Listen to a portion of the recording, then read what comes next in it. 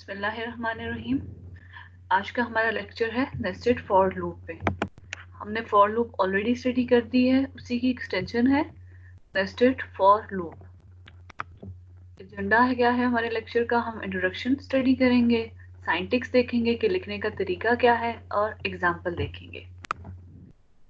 Nested for loop is the feature in C that allow the looping of the statement inside another loop. हमने already if statement study की थी, nested if study की थी। उसमें क्या था कि आप लोग if के अंदर if statement के अंदर एक if लगाते थे, ठीक है। तो सेम स्ट्रैटेजी इसकी भी है कि हम नेस्टेड फॉर लूप में फॉर लूप के अंदर फॉर लूप लगाएंगे। That means inside another loop, मतलब एक लूप के अंदर एक और लूप।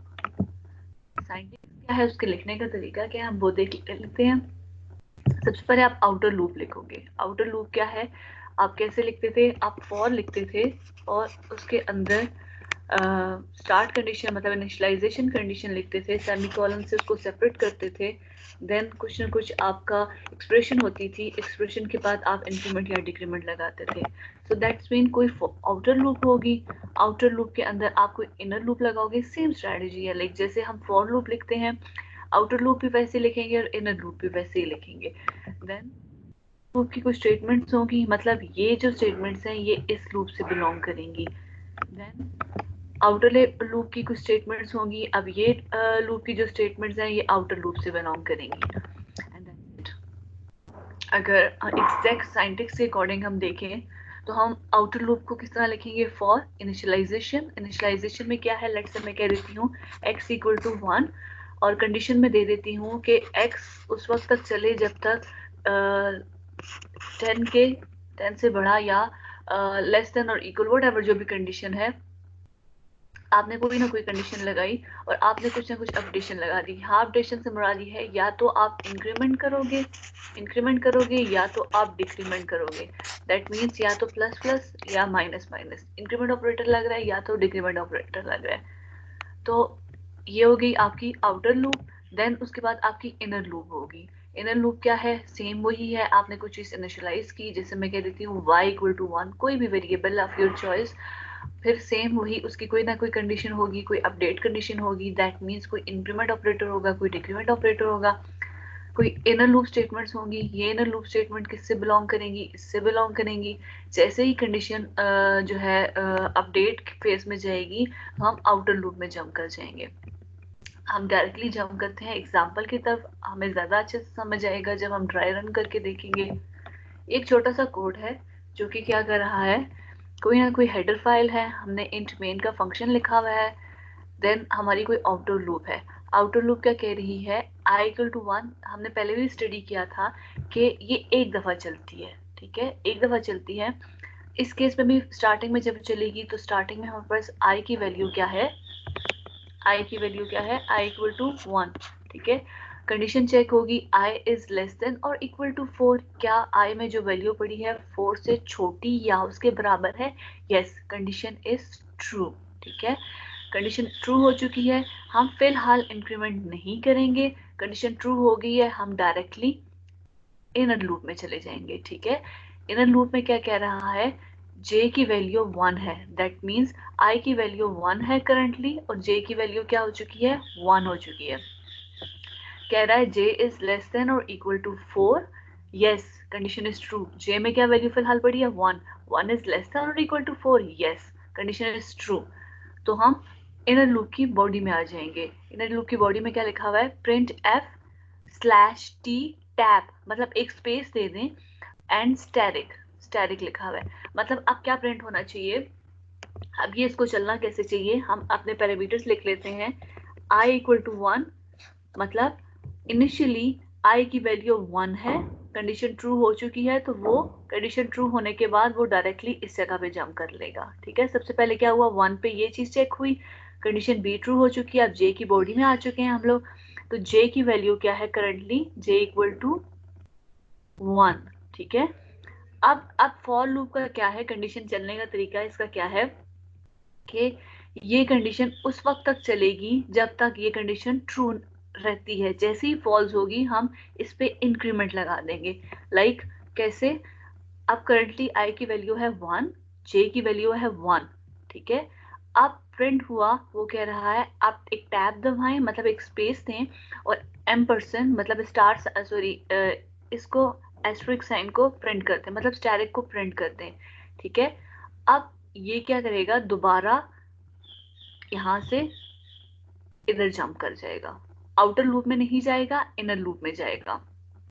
अब क्या हुआ, अब j की वैल्यू 1 नहीं रही, j की वैल्यू 2 हो चुकी है, ठीक है। क्या हुआ, 2 इज लेस देन और equal to 4, yes, condition is true. अब j की वैल्यू 1 नहीं रही, अब j की वैल्यू 2 हो चुकी है, तो हाँ जी 2 की वैल्यू जो है वो लेस है 4 से। तो क्या हुआ, दोबारा ये इनर लूप में आ गया, तो स्टैटिक प्रिंट हो गया। इट्स मीन स्टैटिक एक और प्रिंट हो रहा है। आई की वैल्यू स्टैटिक ही रहेगी, ठीक है। मतलब आई की वैल्यू 1 से लेके वो उस वक्त तक चलेगा जब तक जे हमारे पास ट्रू रहता है, ठीक है। फिर उसके बाद क्या हुआ, वो दोबारा उसने स्टैटिक इस लाइन पे प्रिंट किया, थोड़ा एक स्पेस दी, टैब दी और यूं प्रिंट कर दिया। फिर वो दोबारा ऊपर जाएगा इनर लूप में। अब जे की वैल्यू 2 नहीं, इंक्रीमेंट होके 3 हो चुकी है। आई की वैल्यू स्टैटिक ही रहेगी, मतलब इनिशियली आई की वैल्यू 1 है, वो इंक्रीमेंट नहीं करेंगे, हम जे के अंदर सारी कंडीशंस चेक करेंगे, ठीक है। अब j की वैल्यू 3 हो चुकी है, फिर दोबारा कंडीशन मीट हो रही है कि 3 लेस है 4 से, दैट मीन्स दोबारा एक टैप होगा, मतलब एक स्पेस होगी और स्टैटिक प्रिंट कर दिया जाएगा, ठीक है। फिर उसके बाद क्या है, j की वैल्यू अब 4 हो चुकी है, मतलब i की वैल्यू स्टैटिक ही रहेगी, ठीक है, पहले उसके लिए। अब j की वैल्यू 3 नहीं रही, अब j की वैल्यू 4 हो चुकी है, ठीक है। अब 4 हुई, फिर दोबारा वो इस पोर्शन ऑफ कोड पे जंप कर जाएगा, फिर दोबारा एक स्पेस आएगी और स्टैटिक प्रिंट हो जाएगा, राइट। अब उसके बाद क्या है, जे में दोबारा इंक्रीमेंट लगा है, क्योंकि स्टेटमेंट के बाद आप इंक्रीमेंट लगाते हो, जे के बाद दोबारा इंक्रीमेंट लगी है। अब जे की वैल्यू 4 नहीं रही, अब जे की वैल्यू 5 हो चुकी है। आई की वैल्यू कांस्टेंट ही रहेगी 1, मतलब 1 और 5। तो क्या हुआ, अब दोबारा कंडीशन चेक की जाएगी, 5 इज लेस देन और equal to 4, no, condition false हो चुकी है, ठीक है। तो इसका मतलब है अब जे की इनर ये वाला पोर्शन ऑफ कोड नहीं चलेगा। 1 2 3 4 स्टैटिक प्रिंट हो चुके हैं, जैसे ही जे की वैल्यू 5 हुई, कंडीशन इनर लूप की कंडीशन फॉल्स हो चुकी है। अब क्या है, हमने इनर लूप से बाहर जंप किया, क्या लिखा हुआ है, print F slash new line, आप नई लाइन पे चले जाएं, मतलब आप कर्सर यहाँ मूव होना चाहिए। फिर क्या है, अब जब एक आपने एग्जीक्यूट करवा दिया, अब ये आउटर लूप पे जंप करेगा। अब करंटली आई की वैल्यू इंक्रीमेंट हो चुकी है, मतलब एक दफा ये जे का पूरा पोर्शन चल चुका है। अब हम आई को इंक्रीमेंट करेंगे, अब आई में 1 नहीं रहा, अब आई में 2 हो चुका है, ठीक है। आई में क्या हो चुका है, 2 हो चुका है, दैट मीन्स फिर दोबारा सेम स्ट्रेटजी होगी, 2 इज लेस देन और equal to 4, yes, condition true है, वो दोबारा इनर लूप पे जंप कर देगा। फिर हम दोबारा क्या करेंगे, मतलब अब करंटली i की वैल्यू क्या है, 2, और j की वैल्यू क्या है, 1, ठीक है। j की वैल्यू 1 है, 1 इज लेस देन और इक्वल टू 4, यस, 1 4 से छोटा है। अब न्यू लाइन पे तो हम आ चुके हैं, फिर वो दोबारा क्या करेगा, एक टैप एंटर करके, मतलब एक स्पेस देके, फिर स्टैटिक प्रिंट होगा, ठीक है। यूं हम स्टैटिक प्रिंट कर देंगे। अब j की वैल्यू 2 ही रहेगी, जैसे यहाँ पे 1 कांस्टेंट रही थी पूरे लूप के लिए, सेम यहाँ पे 2 वैल्यू कांस्टेंट रहेगी। फिर j इंक्रीमेंट हो गया, जब एक दफा हमने स्टार यहाँ इस जगह पे स्टार प्रिंट कर दिया, फिर दोबारा इंक्रीमेंट लग चुका है। अब j की वैल्यू 1 नहीं रही, अब j की वैल्यू 2 हो चुकी है, ठीक है। अब जैसे ही 2 होगा, दोबारा स्टैटिक प्रिंट हो जाएगा, यूं प्रिंट हो जाएगा, सेम जैसे हमने ये चलाया, 3 होगा, फिर उसके बाद 4 होगा, फिर उसके बाद जैसे ही 5 होगा, j की इनर लूप की वैल्यू फॉल्स हो जाएगी। यहाँ पे 5 is less than equal to 4, no, false हो चुकी है, तो यहाँ पे 4 स्टैटिक प्रिंट हो जाएंगे, ठीक है। यूं करके 4 स्टैटिक हमारे पास प्रिंट हो जाएंगे। अब इनर लूप एग्जिट कर चुकी है, टर्मिनेट कर चुकी है, क्योंकि हमारी ये कंडीशन फॉल्स हो चुकी है, ठीक है। अब क्या करेंगे हम लोग, नई लाइन पे यहाँ पे जंप कर जाएंगे, मतलब आउटर लूप में। आउटर लूप में कह रहा है आपने नई लाइन पे जंप करना है, मतलब यहाँ पे वो जंप कर देगा। अब क्या है, दोबारा आई की जो वैल्यू है पहले 2 थी, अब इंक्रीमेंट होने की वजह से क्योंकि हम दोबारा यहाँ पे कर रहे हैं तो ये इस पोर्शन पे आ जाएगा। आई की वैल्यू 3 हो चुकी है, ठीक है, आई की वैल्यू 3 हो चुकी है। अब वो दोबारा इन लूप में आएगा, जे की वैल्यू अगेन 1 है, सेम वही प्रोसीजर दोबारा शुरू होगा 1। सो दैट मीन्स पहले 1 होगा, फिर 2 होगा, फिर 3 होगा, फिर 4 होगा, 5 पे आके कंडीशन फॉल्स हो जाएगी। तो यहाँ पे अगेन 4 स्टार प्रिंट होंगे, ठीक है। फिर देन आप नई लाइन पे जाओगे, फिर एक और दफ़ा जो है इंक्रीमेंट लग जाएगा आउटर लूप की वजह से। फिर उसके बाद जे की वैल्यू क्या हो जाएगी, सॉरी आई की वैल्यू क्या हो जाएगी 4, ठीक है, 4 हो जाएगी यहाँ पे। और सेम जे के लिए दोबारा सारी चेकिंग होगी। अब 4 इज लेस देन और इक्वल टू 4, हाँ जी कंडीशन ट्रू है, इसका मतलब है हम इन लूप में जंप कर सकते हैं। सेम इसी तरह 4 स्टार यहाँ पे प्रिंट होंगे न्यू लाइन पे। फिर क्या है, जब एक दफा इनर लूप चल जाएगी फिर दोबारा इंक्रीमेंट लगेगा। अब आई की वैल्यू 4 नहीं 5 हो चुकी है, ठीक है। अब जैसे ही 5 होगी, 5 इज लेस देन और equal to 4, no condition false. It's mean ये इससे आगे इसको कुछ और प्रिंट नहीं करना चाहिए क्योंकि आउटर लूप में ये कंडीशन फॉल्स हो चुकी है, तो हम इनर पे जंप ही नहीं करेंगे। सो दैट्स मीन जैसे मैंने बताया इस तरह की स्टेटमेंट, इस तरह के स्टार्स हमारे पास प्रिंट हो जाने चाहिए, और जैसे कि वो प्रिंट हुए हमें।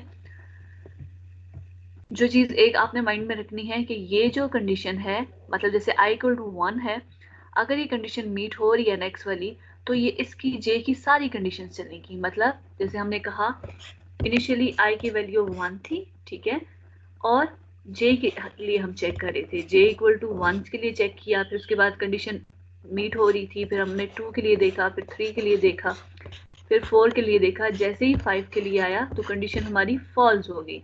तो हमने उसके बाद क्या है, ये क्योंकि ये रॉन्ग हो चुकी है, फॉल्स हो चुकी है, तो हम नई लाइन पे चले गए और कंडीशन हम दोबारा आउटर लूप पे जंप करके जा चुके हैं। अगली दफा क्या हो जाएगा, आई की वैल्यू 2 हो जाएगी, ठीक है, क्योंकि इस अब वो लूप से बाहर आ चुका है। अब हम इंक्रीमेंट करेंगे।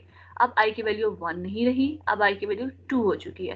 2 इज लेस देन और equal to 4, yes condition true है। तब अगर कंडीशन ट्रू होती है तब हम इनर बॉडी में जंप करेंगे। इनिशियली जे की वैल्यू क्या होगी, 1 होगी, फिर 2 होगी, फिर 3 होगी, फिर 4 होगी। जैसे ही 5 पे हम जाएंगे कंडीशन फॉल्स हो जाएगी और 4 स्टार प्रिंट हो जाएंगे। फिर अगेन हम दोबारा लूप पे जाएंगे, आई में इंक्रीमेंट लग जाएगा। अब आई 2 नहीं रहा, 3 हो जाएगा। फिर जे की सेम वैल्यू उसके लिए होगा 1 2 3 4, सेम 5 पे आके वो रॉन्ग हो जाएगा।